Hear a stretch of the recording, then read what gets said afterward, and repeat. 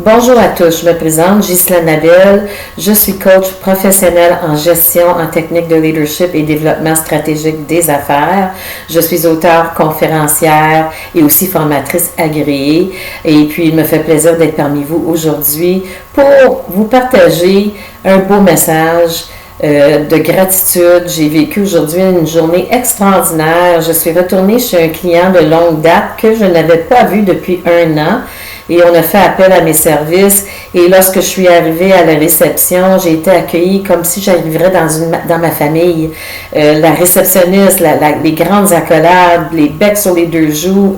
J'ai été vraiment profondément touchée et de voir divers employés, divers gestionnaires avec qui j'ai eu le plaisir de travailler aussi durant les années, sortir de leur bureau pour venir m'accueillir aussitôt qu'ils ont entendu ma voix. Alors, je dois dire que le métier de coach est un métier absolument extraordinaire. C'est même pas un métier, c'est une mission. Moi, je vois réellement ma carrière comme une mission de vie. C'est une passion. Et je prie de garder la santé et l'énergie que j'ai encore pour beaucoup d'années et de pouvoir continuer à travailler avec des gestionnaires, hommes, femmes extraordinaires ou des équipes avec qui j'ai le plaisir de travailler au niveau des ventes ou même au niveau des synergies d'équipe. Et pour moi, c'est vraiment une croissance extraordinaire à chaque fois. Tous les coachs et formateurs vont être d'accord avec moi que nos participants nous contribuent aussi. On grandit avec chacun d'eux.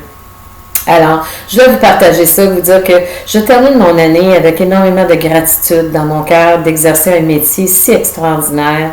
Cela fait maintenant plus de 18 ans et je dois vous dire, à chaque fois que je termine un mandat, il y a beaucoup d'émotions et pour moi et pour les participants parce qu'on s'attache l'un à l'autre. Alors, le but, c'est de dire encore merci pour toute cette belle clientèle et de partager un petit exercice avec vous que je fais toujours à les fins d'année et je le contribue parce que ça fait une grande différence pour pouvoir créer une nouvelle année. Alors, pour pouvoir créer une nouvelle année, il faut regarder l'année actuelle, faire le bilan et regarder nos accomplissements. Très important. Lorsque je fais ces exercices-là avec ma clientèle, ils se rendent compte qu'on ne regarde pas souvent nos accomplissements, on regarde beaucoup plus qu'est-ce qui n'a pas fonctionné. Donc, de faire le bilan de l'année 2019. Alors, quels sont vos accomplissements? Prenez le temps. Ça vaut la peine de prendre le temps d'y réfléchir et de rentrer en contact avec cela. Pas juste au niveau des affaires. Vous avez sûrement accompli des choses extraordinaires au niveau personnel aussi, que peut-être vous avez oublié. Et cela nous permet de se rendre compte que l'année n'a pas été si terrible que ça. Parfois, on dit « Ah, l'année a été difficile, j'avais hâte qu'elle finisse. » Et c'est mon cas, je vais être franche avec vous, l'année a été très, très tumultueuse. J'ai eu beaucoup, beaucoup de défis, et personnels et en affaires.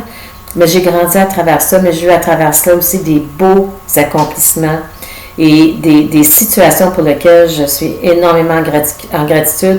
J'ai même eu des miracles qui sont arrivés dans ma vie en 2019, des miracles auxquels je ne m'attendais pas du tout. Donc, je vous invite à faire la liste de vos accomplissements, de vos déceptions. Qu'est-ce qui vous a déçu en 2019? Et des changements. Les changements, ce n'est pas des déceptions. Je vais vous donner un exemple personnel des grands changements que moi et mon conjoint, on a vécu en 2019. C'est la vente d'une maison après 12 ans avec laquelle on était tellement bien, c'était notre sanctuaire, mais qui ne faisait plus partie de notre plan de retraite, de notre plan de transition vers la retraite. Donc, de laisser aller une maison extraordinaire. Alors, on a vécu beaucoup de détachement, le changement d'une maison à un condo et d'apprendre à vivre en condo, d'être habitué d'avoir sa cour, son garage et de se retrouver dans un édifice à condo. C'est vraiment 2 modes de vie différents. Nous sommes maintenant très, très bien et en gratitude pour le beau condo que nous avons. Mais ça, c'est un exemple de changement. Changement, ça peut être quelque chose qui est arrivé dans votre milieu d'affaires que vous n'avez aucun contrôle. Ça peut être votre compagnie qui a fusionné avec une autre compagnie. Ça peut être la fermeture de la compagnie ou de l'entreprise où vous avez travaillé, etc. Ça, c'est des changements dans notre vie sur lesquels on n'a pas de contrôle. Alors, ça peut être des changements de carrière, etc. Donc, je vous invite à faire ce bilan-là. Donc, 1, accomplissement. 2, déception. numéro 3, quels sont les changements? Et à partir de là, vous avez une vision globale de votre année 2019 et ensuite, vous êtes apte à créer 2020. Alors, il faut regarder 2020 comme une toile vierge sur laquelle vous allez créer votre œuvre d'art. Quelle va être votre œuvre d'art pour 2020? Et la raison qu'on veut regarder les changements et les déceptions, puis surtout les déceptions, c'est qu'on ne veut pas les recréer, on veut pas recréer les déceptions.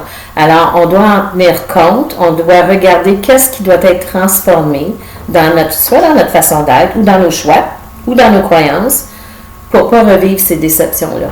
Alors, accomplissement, déception, changement, et ensuite, passez à l'action, créez votre plan d'action, déterminez vos objectifs en ordre de priorité et le comment vous allez les atteindre, et fixez chaque étape, les balises, en d'autres mots, créez vos balises qui sont mesurables dans le temps.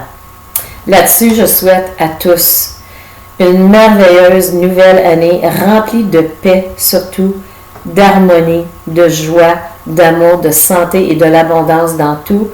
Je souhaite au globe entier de retrouver la paix et l'harmonie et qu'on continue à élever notre conscience et que l'ouverture du cœur continue à se produire partout et on sait que ça commence avec soi-même. Alors, bonne et heureuse année et joyeuse fête à tous et au plaisir de vous retrouver encore une fois en 2020. Au revoir.